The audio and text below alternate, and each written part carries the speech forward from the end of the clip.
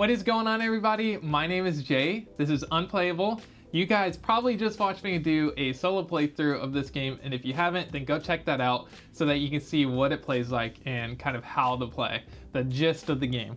So I'm gonna actually tell you if I think this game is for you. Now, this is gonna apply to all three: Kinfire Delve, Callus's Lab, Vainglory's Grotto, and Scorn's Stockade. But yeah, we're gonna first do an unboxing so you can see what comes in all of these, the different characters and the different bosses. So let's go down here, take a look at the unboxing, and then I'll come back and give you my review of the game and if I think you should buy it.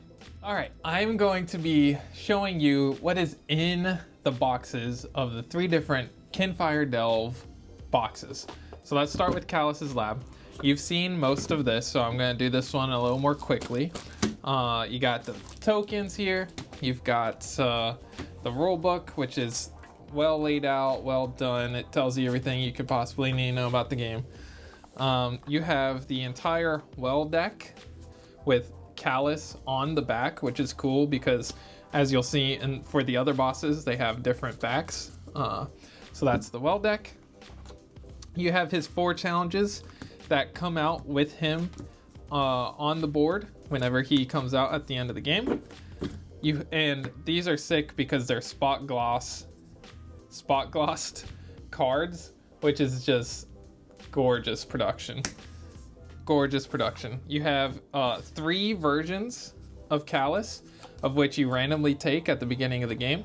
And they all have different ways that they trigger whenever you do the boss fight. So that's really neat. Some variability. You have the 4 dice for challenges, along with the spin down die. Spin down die, roll to 10, and then the challenge dice. Good quality. Then you have your characters. So this is the character card in their lantern, and then the deck. You also have the exhaustion deck, which I didn't go through, but that's the exhaustion deck. So this lady, and if you look at the backs of these cards, they're freaking foiled and gorgeous. So this lady is Valora. For each arrow card, or bow and arrow card you play as an action or boost, you may add 1 progress to any challenge not currently being attempted.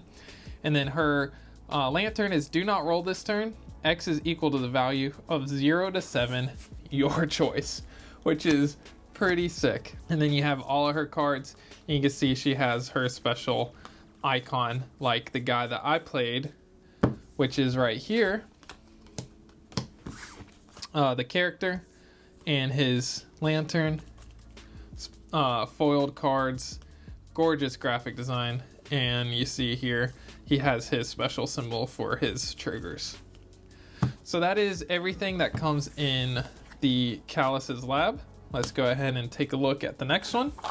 All right, let's look at Vainglory's Grotto.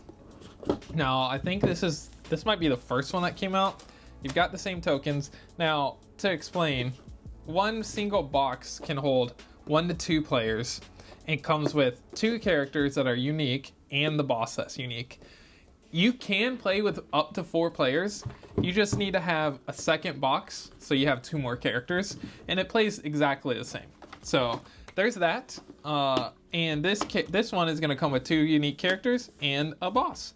So you've got the rulebook tokens and dice, same as last time. Now let's take a look at the cards. So these are the 3 different versions of Vainglory, and the 3 different boss versions that she can have, which is cool. And this is the back of her well deck. It looks so sick with these fish and her on there. It is a Grotto. So that's the boss. Plus you have the exhaustion deck right here. And then one of these is actually a melody, a symphony, which is thematically very cool. She's kind of like a siren a little bit in a way. I like this one. And then you've got the characters. So let's take a look at the characters. Oh, yeah, sorry. You have the 4 different cards that come with the boss as the challenges surrounding her when she comes out. And they are also spot glossed. Just insane production. Absolutely insane production. All right, let's take a look at the characters, because these characters are pretty wicked.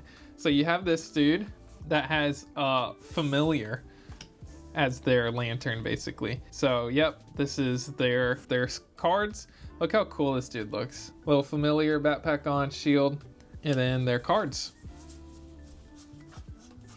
And then you also have this kind of night elf looking character.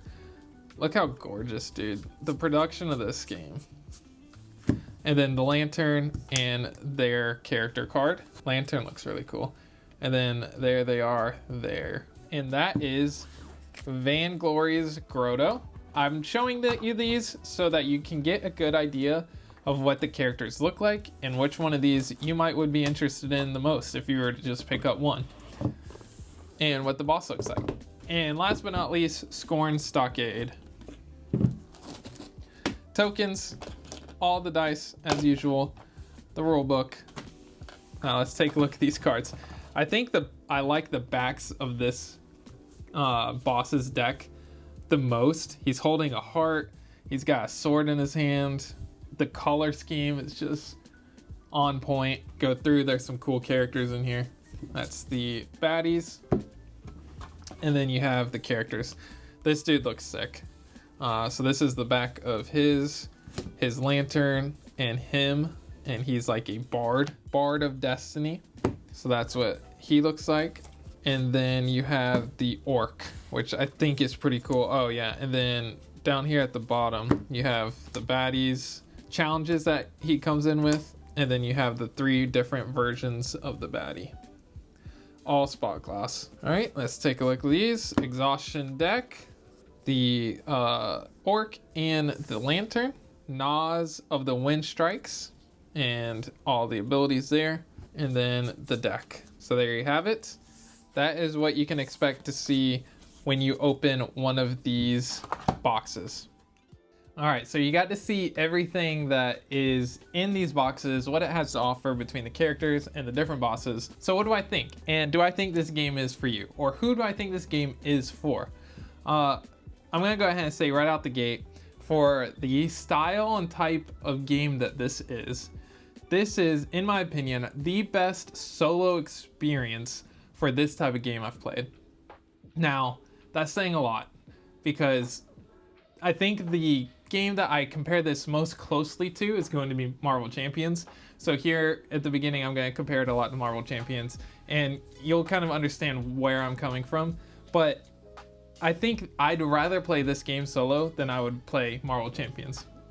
Now, there's a lot to unpack with that, and this isn't a review or comparison to Marvel Champions, so I'm not going to get too deep into it, but some of that comes with the bloat that Marvel Champions has. This is a very slimmed down, very concise box. I don't have to build decks. I don't have to search for cards. I don't have to get together everything you need to play against a villain like you do in Marvel Champions. You just grab a box, you get it out, and you play. So they're not the same game. So I don't want to make you think, oh, I'm replacing Marvel Champions, because this doesn't replace Marvel Champions in any way. I'll still play Marvel Champions, but for a casual player that doesn't want the daunting task of building decks, of having this huge collection of cards, this can give you that same familiar feeling that Marvel Champions gives without all that extra bloat. And I think that's a real capture point for who I think this game could be targeted for. I think people that want to play something like Marvel Champions can play this without investing too much. Now, obviously, this is a lot more streamlined than Marvel Champions. There's not all of these rules reference updates, which is kind of another point in the whole comparison that I'm making. But enough of that, enough of the Marvel Champions. This game rocks. I really enjoy playing this game. It is maybe, if you don't lose early, you get all the way to the boss. I mean, it's an hour game. That's not short for a solo game. And I don't think adding players adds to the length, which is really interesting. And that's probably one of the best perks about this game, is that it's gonna be, if you get to the boss, it's gonna be the same amount of time if you're playing with 1 or if you're playing with 2 or 3 or 4. I do think the game shines really well at 2 players with the back and forth of the boosting, but I think playing solo is totally viable because you can boost yourself, you have combos with your character's ability, all that kind of stuff. So you still get the same feeling. I do think playing at 2 gives a little bit extra that the solo doesn't, but I don't put too much stock into that. I think playing this solo is 100% viable. It just might be a little long for a solo game of this ilk, but I think that's fine. I don't mind sitting down. If I know I have 45 minutes to an hour, I don't mind busting this out and just playing it solo, in my opinion. Each box only holds 1 to 2 players, so if you want to play with 3 or 4, you're gonna have to get 2. The characters are never going to change. You can't deck build like you can in Champions. So the characters are always gonna be the same. You do have options of 6 different characters, which is great. The bosses aren't gonna change too much. There are 3 different cards for each boss, so you do have some variability with that. Plus you have 3 different bosses to choose from. Plus the way that the delve works, you're never gonna see the same cards. There's a chance that you can play this 10 times and see pretty different cards because you're only flipping so many out of this deck, and there's not very many duplicates at all that exist in this, which is cool. So there's that. And then the exhaust doesn't change too much between plays, but you start to learn what it is, and you start to kind of anticipate it, which is a cool concept because you're kind of learning the boss and their moves and how to mitigate those things like you're playing a boss battler. The bosses and the characters all feel super unique. They're very different, and every time you play a different one, you're like, okay, this is a cool new puzzle. So that's sweet. The production. Right off the bat, this has to be the best art direction in the top 10 best art directions in any board games in the tabletop industry. I am a huge fan of the artwork in this game. It's very Western anime-ish, or whatever you would call it. I love the different character designs, the way the characters look, the way just like the foiling on these cards is insane. The backs, the graphic design, all the villains have different backs for the backs of their cards. Amazing graphic design and art direction on all fronts. Love that. So that's a 10 out of 10 right there. Yeah, so I think I kind of hit all the points. The combos in the game feel really strong. This is definitely a card gamer's kind of game. Like, you want to find combos that your character does, use their abilities. You want to eke out, you know, as not really resource management, but deciding when it's okay to take damage, kind of health management, when it's okay to take some damage, when it's okay to push your luck and see if you can roll the dice and hit exactly what you need. Going into the final round where the boss flips, having yourself set up for that. The combos between 2 different heroes, and learning just how to optimize your character and the different cards that exist in their own deck and their abilities and their lantern ability and all this stuff. It's definitely a card gamer's game, and I love that because I'm a huge card gamer. So, in my opinion, if you're a card gamer, you like games like Marvel Champions, you like cooperative games, you like solo games, this is right up your alley. I'm telling you, so many of the people that follow this channel on Unplayable, because there's so many card gamers, this is an excellent one for you. I think it's fantastic. I don't want to beat around the bush. I think this game is awesome.